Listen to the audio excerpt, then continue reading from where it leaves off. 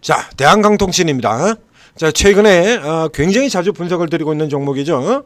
굉장히 자주 분석을 드리고 있는데, 자, 이 케이스 같은 경우에 오늘 같은 날 이제 노리는 종목에 지금 전형적인 종목이 돼요.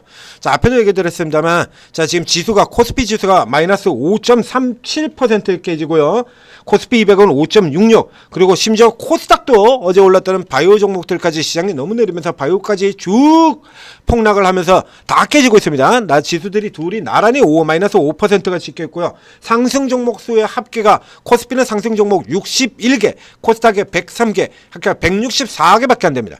그러니까 일단 웬만한 종목들, 시장의 영향을 받을 수 있는 종목들은 다 내려간다는 얘기죠. 오늘 같은 날에는 전형적인 이제 개별로 들어가야 되는 거예요. 완전히 개별. 요것도 이제 지수가 한 22%, 3% 요 정도 수준으로 들어가게 되면 시소가 돌립니다. 시소. 어저께 같은 경우 바이오 같은 경우 대표적으로 시소라고 얘기를 드렸었죠. 시소 반등. 오늘 아침까지 제가 바이오 그렇게 설명을 드렸습니다. 이 바이오는 현재의 바이오는 업황으로 도는 게 아니라 시소 반등이다. 즉 주도주군이 내려오면서 반대쪽 2차 전지도 그런 경향을 가지고 있고, 지난 1년 동안에 유화라든가 유통, 백화점주 그리고 유화주 대한유화 롯데케미칼 같은 경우가 전형적인 주도주 내리면 밀리는 이런 시소 형태였지 않습니까? 이게 시소 형태가 먹히는 것도 지수가 2% 3% 내릴 정도, 요 정도까지고요. 이렇게 지금처럼 5% 내려가지고 다 주고 나가는 국면에서는 시소 못 돕니다. 시소 무슨 시소? 시소가 어느 정도 그래도 아무리 시소라 그래도 이게 무게가 맞아야 시소가 되는 거죠.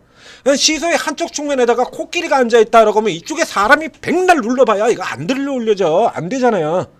예?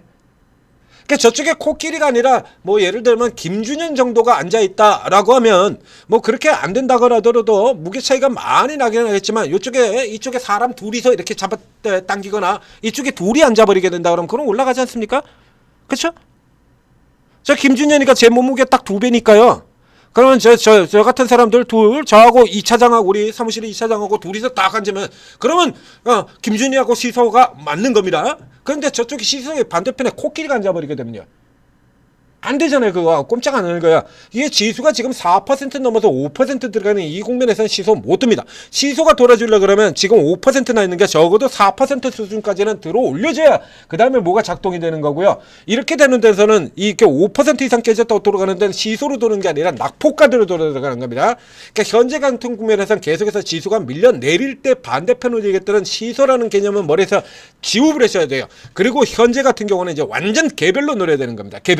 개별 테마, 개별 이슈 달고 움직이는 종목, 개별 테마 가지고 움직이는 종목, 그런 쪽으로 들어가야 되는 거니까 개별 작전주, 세력주 이런 쪽의 종목들이죠.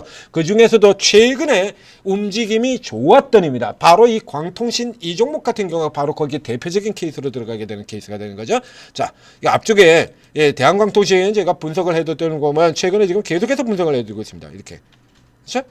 계속해서 어제 같은 경우도 이거 분석을 해드렸었고요. 계속해서 해드렸죠. 통신 나왔고요. 통신에서 그 다음 방산으로도 연결이 됐고요. 방산으로도 연결이 됐고, 그 다음에 방산의 뒤에서 3차로 이제 전선 모멘텀까지 단타로 노리기에 딱 좋다. 그리고 어제 같은 경우도 이제 전선 후발로 올라 들어가고 시나리오 매매 대응 가격 이런 것까지 전해드린 바가 있습니다. 그런데 자, 이게 이제 여기서 나간 거예요. 이거 여기서 이거 상한가 들어가고 여기서 들어간 겁니다. 여기 케이스 같은 경우 이제 위에서 눌려서 내려왔다가 돌아 들어가게 될 텐데, 요런 케이스라 그러면 요 자리 그리고 요 아래쪽에 2,500원 선 전후 정도에서 요거 노리시면 됩니다 라고 이렇게 표시를 해놨죠. 근데 뭐 여러분들도 아시다시피 어제 오늘 시장 변동이 좀 많이 커요. 그러다 보니까 이 종목의 변동 자체도 훨씬 커져 가지고 요게 다 들어왔다가 지금 밑에서 내려서 다시 감아서 쳐 돌리는 형태로 가는 겁니다. 이게 지금 세력이 들어와서 잡아당기는 전형적인 형태가 되잖아요. 그러니까 이 종목의 지금 모멘텀에서 들어가는 모멘텀 쪽이라 그러면 얘가 지금 세 개를 달고 있다라고 얘기했죠. 통신 있고요. 통신 있고 방산 있고 그리고 마지막에는 지금 전선 모멘텀 이렇게 세 개의 모멘텀을 달고 돌리는 겁니다. 그러니까 통신 같은 경우라 그러면 이 종목의 통신은 이제 5G 미국 쪽 향으로 들어가는 거기도 합니다만 오늘 이제 통신업종들 같은 경우 방어주 유틸리티 방어주 개념을 해가지고 통신 같은 경우는 지금 버티는 흐름으로 들어가는 거거든요. 그럼 뭐 결정적으로 이 종목은 지금 세이렇게 지금 빠져나가지 않고 계속 버티고 있는 거잖아요. 그러면 전선주 같은 전력 설비주 같은 경우인데 전력 설비주 같은 경우에도 자 앞쪽에서도 이게 저 앞쪽에서도 보여드린 것처럼 자 이게 현대 일렉트릭이라든가 이제 앞서 이제 대한전선 같은 경우도 저희가 천재 리더님이 조금 전에 분석을 해드렸습니다. 이런 거 신경 쓸 밀리는 흐름 쪽 아니다라고 이게 비교를 해드리면 자 이 현대 일렉트릭이나 이런 종목들 같은 경우에 이제 현재 시장 영향 때문에 어마어마하게 올라 들어갔죠. 일단 유명 종목 대표주 여기부터 먼저 간다라고 해서 이렇게 잡아당겨놨는데 이제 전선 쪽으로 가보겠습니다. 전력 설비 쪽으로는 후발 그러나 전선 쪽에는 가장 강한 종목으로 되어 있는 양다리 종목이죠. 일진 전기가 여기 이제 이렇게 걸려 들어와 있고요. 그리고 지금 대한전선, 가온전선 여기까지 전선에서 이제 가장 대표적인 두 개의 종목 붙여보겠습니다. 자, 대한전선하고 가온전선하고 이렇게 뭐 대한광통신은 아예 뭐 저에게 보이지도 않는 종목이고요. 앞에 이제 이렇게 분석할 때마다 설명드렸잖아요. 이 종목의 예전 별명이 뭐였다고요? 대한광통신. 네. 빛날 꽝인 줄 알았는데 완전 꽝이더라 해서 대한광통신이라고 하는 별명을 가지고 있던 회사다라고 얘기 드렸잖아요. 이거 그랬다가 지금 같은 경우는 다시 빛날 광통신이 되기를 기대합니다 이렇게 분석 드리지 않았습니까? 제가 이제 다시 빛날 광통신이 되기를 기대합니다. 요거 이제 빼놓고 이제 나머지 쪽에 이 종목들 가지고 이제 구분을 해서 이렇게 살펴보면요, 뭐 효성중공업이 지금 워낙 많이 쳐올라서 이렇게 들어가고 있는데, 자 이거 보시는 것처럼 현대일렉하고 효성중공업의 경우에는 자 뭐 저 앞에서도 지금 올라 들어갔습니다만, 자 이거 일찌감치 이라서 먼저 돌아서 쭉 올라 들어가죠. 이건 이제 이렇게 표시가 되어 있는데, 이 전선주들 같은 경우라 그러면 이게 상대적으로 못 올라 있거든요. 이거 이 현대일렉틱이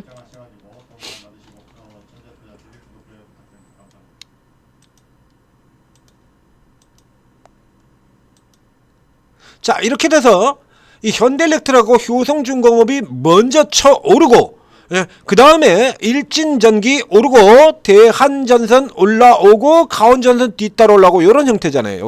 여기 이렇게 지금 따라 올라오고 있는 모멘텀인데, 이 대한광통신 같은 경우는 앞에서 보셨다시피 자 멀리서 보이는 뭐 이게 밑에서 많이 올리긴 많이 올랐습니다. 552% 많이 올랐죠. 다른 거 안 보고 그냥 가온전선만 보도록 하죠. 가온전선은 저점에서 얼마나 올랐을까요? 최근 저점 말고요. 전체로 보는 겁니다. 이거 지금 대한광통신은 이게 최저가입니다. 전체로 오른 전체가 지금 550%. 그러니까 사이클 전체를 통틀어서 다 해서 550% 올랐던 얘기예요.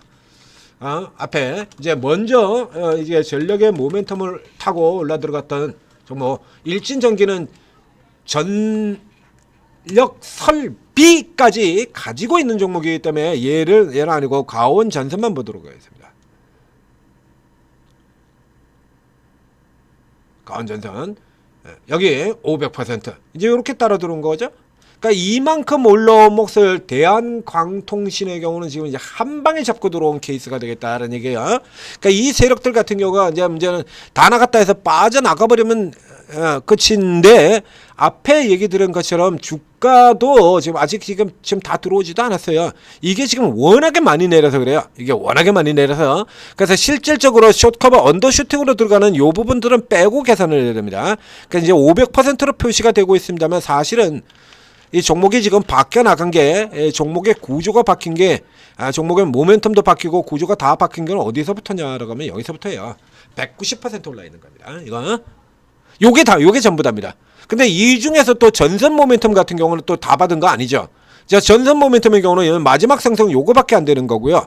그러니까 전선 쪽에 있는 모멘텀을 가지고 본다라고 하면 얘는 이제 막 시작하는 애에 불과하다. 그러니까 현재와 같은 형태로 요거는 이제 앞선 종목들 여러분들이 홀딩을 하시는 쪽이다라고 하면 계속해서 주가 조정받으면 순서대로 그대로 가시면 돼요. 그래서 현대일렉트릭이나 효성중공업이 조정을 많이 받으면 걔들 들어가면 되는 거고요. 그거 아니고 아장짱한데 아리까리한데 라고 하면 제일 무난한 종목 산일전기 들어가시면 되는 거고요.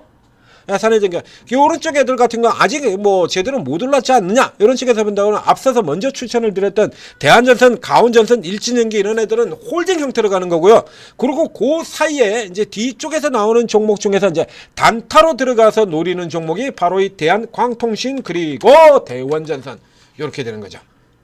나머지 애들은 아직 안 되고요. 걔들은 아직 가능성 없고 여기 같은 경우도 지금 꼬리 잡아 돌려가지고 플러스로 지금 돌려놨죠.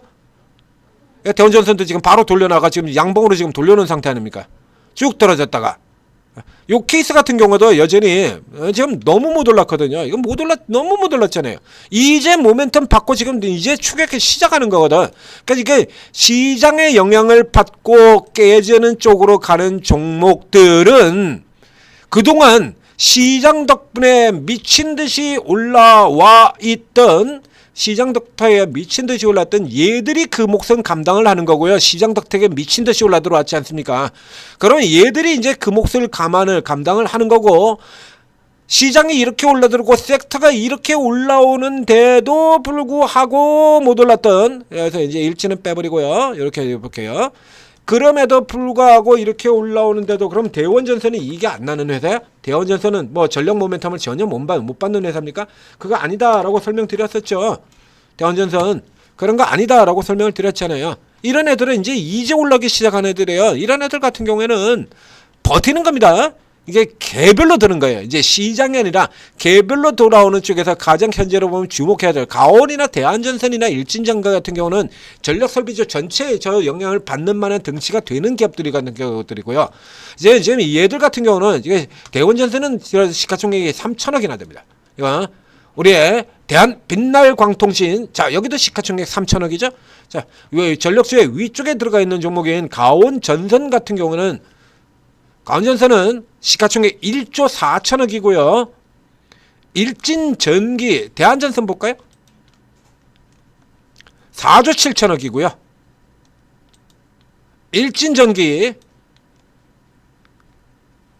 2조 8천억이고요. 이런 종목들은 시장 영향을 받을 수밖에 없죠. 시가총액 3천억밖에 안 돼요. 개인들 조금만 밀고 들어와도 그냥 얘네들은 버티는 겁니다. 그래서 이쪽 같은 케이스에서는 일단은 현재는 저쪽의 종목들이 시장에 충분히 밀려 내려오기 전 구간 동안에는 그냥 개별 수급만 들어와도 버틸 수 있는 종목 바로 대한광통신 그리고 아래쪽에서 맨 마지막에 돌아오는 종목으로 지목드렸던 대원전선 이쪽을 중심으로 해서 공략을 하셔라. 단타 공략 형태로 노리시는 겁니다. 홀딩 아니고요. 대원도 지금 현재는 홀딩 아니에요. 앞에 대원전선 얘기 지금 잠깐 얘기 드렸었는데요. 자, 이 대원전선 같은 경우도 보면요, 이게 아직 이게 하바리 취급을 받고 있기 때문에 전망이 안 나오는 기업입니다.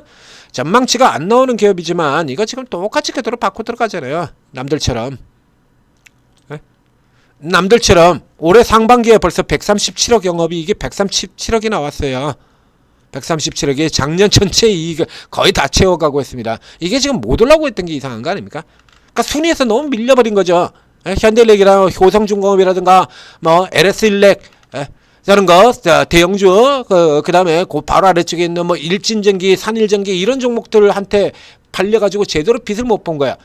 그건 이제 전력 설비만 작년 상반기처럼 전력 설비가 나 혼자 그냥 미친 듯이 빛난다 그러면 지금치 따라갔을 텐데 지금 주도가 전력 설비만 주도가 된 건 아니잖아요. 반도체도 있지 않습니까? 한마디로 주목받아야 될 시기 자체를 놓쳤다는 얘기예요. 그러다가 이제 받고 들어가는 겁니다. 지금도 계속해서 양봉 계속 확대하고 있죠. 그러니까 지금 전력 쪽 라인에서는 이제 요 종목들 같은 경우는 지금도 계속해서 누리셔도 돼요. 못 올랐으니까. 못 올랐잖아요. 오를 수 있으면은 기대치 모멘텀들은 충분히 가지고 있는데도 불구하고 너무 못 올랐지 않습니까? 그렇죠? 아까 이렇게 그림 그렸던 여기에 이렇게 본다 그러면 지금 이러고 자빠진 거예요, 이거. 얘들 보세요, 이 꼬라지들. 예? 아, 이거 한심하지 않습니까? 올라와야죠? 버텨야죠? 예. 대한전선, 그리고 대한광통신 두 종목 묶어서 설명드렸습니다.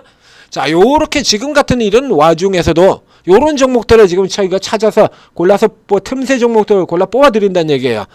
그러니까 예전에 작년서부터 전력 설비를 봤다라고 하는 분은 그래 대원전선 하고 이번에 대원전선 후발로 이런 거 올라갈 겁니다. 그래 맞아 대원전선이 있었지 이렇게 생각하겠습니다만 근래 들어오신 분들 같은 경우는 대원전선 이거 알지도 못하는 종목이잖아요. 그게 뭔데?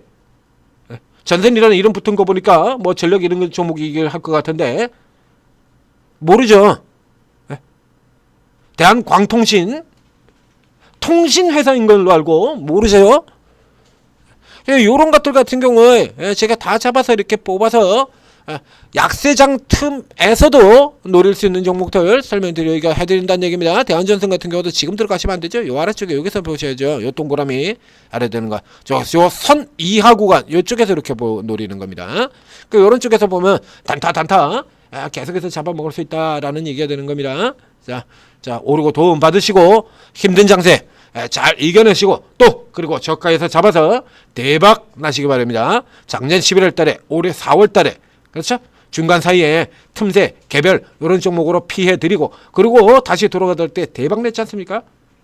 작년 11월 달엔 현대로템, 하나오션 이런 종목들, 올 4월 달에 돌아온 두산 에너빌 이런 종목들, APR 이런 종목들 집중시켜 가지고 크게 벌어졌죠. 뭐 로봇 같은 경우는 뭐 1년 내내 해먹는 거니까 굳이 집어넣지는 않겠습니다. 이런 거 가지고 덩치 큰 종목들 여러분들이 얼마를 사든지 다 소화가 되는 저 큰 대형주들을 가지고 200% 다 200% 넘게 당겼잖아요. 이번에도 역시 마찬가지 또 그런 기회가 당연히 오죠. 당연히 옵니다. 여기서 이대로 이렇게 수직으로 꼬라박나 아예 안 나와요. 그런 거 안 나와. 다시 기회가 또 온다는 얘기예요. 자, 천재투자TV 구독, 좋아요 눌러주시고 오르고 활용하셔서 다시 기회 잡고 대박 내시기 바랍니다.